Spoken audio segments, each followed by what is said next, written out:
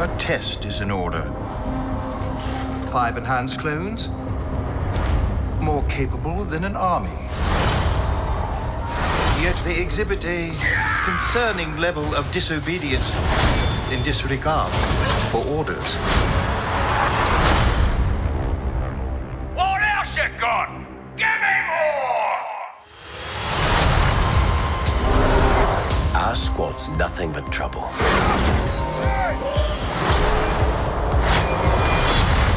But we get the job done.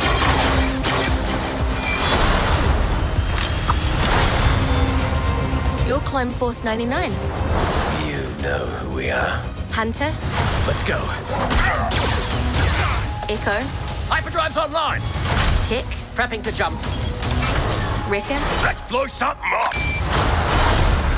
Yeah! and Crosshair. Your move. Ha! We're all you need. I want Clone Force 99 found and wiped out. The galaxy's a dangerous place to be. We need to get out of here. What do you say, kid? You want to come with us? How can I help?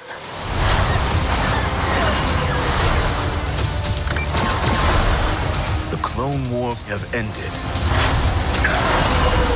You can either adapt and survive, or die with the past. The decision is yours. We do what we do.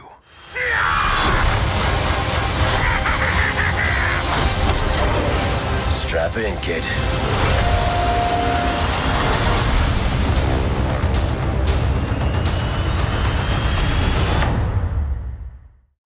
Welcome back, everyone. This is going to be my Star Wars Bad Batch trailer video. This is going to be the next Star Wars series they're dropping episodes for starting on May the 4th, which is Star Wars Day, so May the 4th be with you.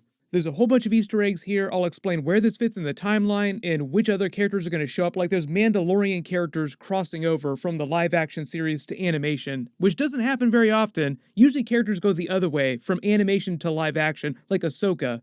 Like going from the Ashley Eckstein version of Ahsoka to the Rosario Dawson version of Ahsoka during The Mandalorian Season 2. But if you're brand new to the channel, be sure to subscribe to get all the videos, and obviously spoiler warning for everything that happened during The Mandalorian Season 2 if you haven't seen those episodes yet. Also, there was some casting news for the Obi-Wan Kenobi series. They're going to be filming that soon. It'll premiere next year, and they've already announced that Hayden Christensen is coming back as both Darth Vader and Anakin Skywalker. But they also just announced that they're bringing back Joel Edgerton's version of Owen Lars and his version of Aunt Beru for the series. So obviously they're just trying to tease a young version of Luke, but they haven't announced who they've cast to play the really young kid version of Luke Skywalker. There was all the Sebastian Stan talk earlier today. Like Sebastian Stan said that I would love to play Luke Skywalker if Mark Hamill would give his blessing. And then Mark Hamill separately on his Twitter said, you know, Lucasfilm doesn't listen to me when it comes to casting, so I have no say in it. But he gave Sebastian Stan his blessing a long time ago. And then we obviously saw what they did with Luke Skywalker on The Mandalorian Season 2. I have a feeling that they're going to keep it that way. Like they'll just keep the deepfake version of Mark Hamill Luke Skywalker just for continuity's sake. And they'll just get better with the visual effects on that. Like it looked okay, but you feel like they could have done a better job with his face. It was still a badass scene though. It was really awesome seeing Luke Skywalker show up in The Mandalorian after the events of Return of the Jedi. But the Bad Batch series takes place literally right after the events of Revenge of the Sith. So it's all about the rise of the Empire and the idea that the clones are slowly dying off or being killed off purposefully by the Empire, people like Tarkin. I'll explain him too, because he's not Moff Tarkin and he's not Grand Moff Tarkin yet. But at this point in the timeline, you notice all their armor is still like the white clone trooper armor. They haven't quite transitioned to the classic stormtrooper armor, and it's sort of implied that when that happens, that's also when most of the clones have died off, and they've fully gone back to using regular humans. But all these characters are basically the Bad Batch characters they introduced during the Clone Wars episodes, the defect clones that also got special abilities because of the genetic errors in the cloning process. A lot of this footage is probably from the first episode. They explained that it was actually going to be 70 minutes long, but normally these are half-hour animation episodes. In the first episode, obviously dropping May the 4th on a Tuesday, but regular episodes after that will drop every Friday, just like normal Disney Plus episodes. This version of the trailer is meant to give you a much better idea what the story actually is. So it starts with Tarkin back on the Camino cloning facility being kind of skeptical about their usefulness in battle. Like, is it really worth it, all these special abilities, if they're so disobedient? This also lets you know that at this point in the timeline, the Emperor hasn't quote-unquote shut down the Kaminoan facility, although we know that that didn't end up happening because he wound up cloning himself during Rise of Skywalker. Whether or not you want to think about those movies as canon or not, but it was canon at least before that at some point after the prequels, he formally shut down the Kamino cloning facility. I know there's all these theories about what's going on with Grogu in this secret cloning plot that Moff Gideon had during the Mandalorian episodes, but that's much later in the timeline in a completely separate group of people. It's just that Dr. Pershing had the emblem of the Kamino cloning facility, so at some point in the future, they go back to the Kamino cloning facility or on the DL and start using that technology. But the whole idea with that is that they're trying to clone Force-sensitive people. That's a separate plot from what's happening with the regular clones here in the Bad Batch. We'll see all that stuff play out during The Mandalorian Season 3 and future seasons. They administer the test, they just start ripping through all these giant upgraded battle droids. They kind of look like the Dark Trooper designs from the video games. Also like the Dark Troopers that they used during the Mandalorian series, although those are slightly different versions. So these might just be the prototype versions of what would eventually become the Dark Troopers.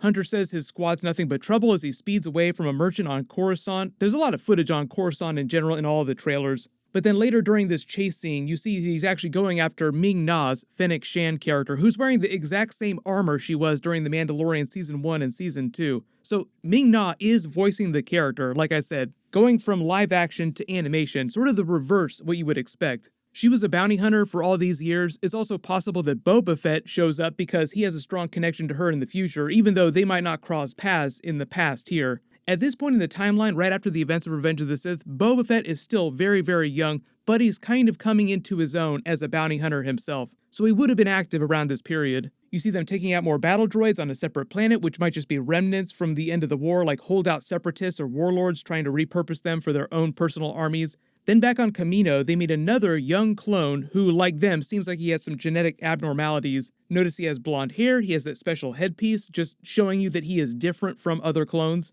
But then after things seem like they go south, and Tarkin orders the regular clone troopers, not the full-blown Imperial stormtroopers yet, to hunt them down and destroy them, the Bad Batch offers to take this new clone with them. Like, hey kid, you want to come with us? Then you see them on that separate planet amidst the wreckage of all the Republic cruisers, which the Empire is now slowly in the process of evolving into the Imperial-era Star Destroyers. Then you see them in some other episode on some other planet, looking like these clone troopers are trying to take over the area, but the Bad Batch uses one of these other walkers to attack the clone troopers, all while you get this voiceover from another new character who's all about adapt or die, which is essentially the character arc for the Bad Batch and sort of describes the fate of all clones. They have to decide in the rise of the Empire whether or not they're going to adapt to the new political climate, the state of the galaxy, or die with the past. Literally die like the other clones wind up dying off slowly over time.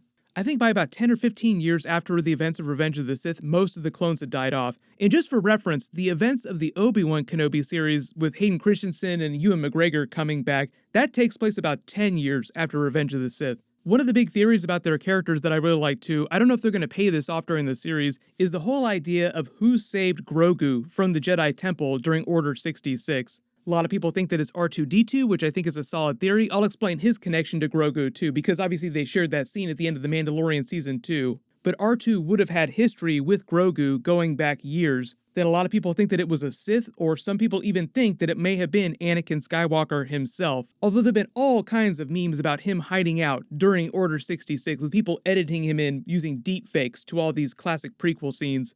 But I think the idea is that eventually, as they slowly tease Grogu's story out in The Mandalorian Season 3, future seasons, the other spin-off series like the Ahsoka series, eventually we will learn who wound up saving him, but they don't want to reveal all of his backstory right away. You have to remember that Grogu is the same age as Anakin Skywalker, although obviously he's dead after the events of Return of the Jedi and Grogu is still alive. But Grogu is in his 50s now, that's about how old Anakin Skywalker would have been. But Grogu actually came to the Jedi Temple years before Anakin Skywalker came to the Jedi Temple. So eventually when Anakin Skywalker came along and R2-D2 was there with him while he was training as a Jedi with Obi-Wan Kenobi, they would have run into Grogu, who would have also been training under other Jedi Masters. The way Ahsoka explains it after she got done talking to Grogu is that Grogu had studied under many Jedi Masters and spent a long time at the Jedi Temple. So there's no way that they wouldn't have bumped into him at some point when they were running around the Jedi Temple during the prequels when Anakin Skywalker was growing up.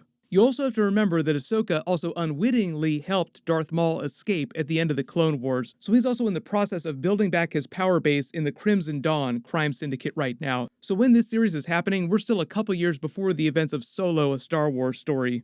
Based on the color of his insignia here, Tarkin actually looks like he's a major general at this point. Also during this period, the brand newly minted Sith Lord Darth Vader would have been going around the galaxy hunting down the rest of the Jedi that escaped the initial wave of Order 66. If you haven't read the comic book, there's a Vader Rising comic that basically explains a lot of this storyline, this part of the timeline for him. He basically just goes around killing as many Jedi and Force sensitives as he can find. One of the reasons why he wants to get rid of all these Force sensitive people, even if they're willing to turn, is because he doesn't want the Emperor to be able to train another replacement. So even this early, after Anakin Skywalker has turned to Darth Vader, he's already trying to work against the Emperor. He never trusted him at any point, if that wasn't clear. And the Emperor, on the other side of this equation, also always expected Darth Vader to betray him. So all these years, all the way up to the events of Return of the Jedi, they were playing this cat and mouse game trying to outmaneuver each other. Maybe we'll see a little bit of that happening during the Obi-Wan Kenobi series when we get Hayden Christensen's Darth Vader storyline. Remember, this December, the Book of Boba Fett episodes are going to start releasing around Christmas week, and then after that, we'll get the Mandalorian Season 3 episodes. But they haven't given us an exact release date for that. It'll just be sometime early next year. While you wait for everything, click here for all my Mandalorian Season 3 videos, and click here for my full Falcon and Winter Soldier Episode 5 trailer video. Thank you so much for watching. Everyone stay safe. This is the way.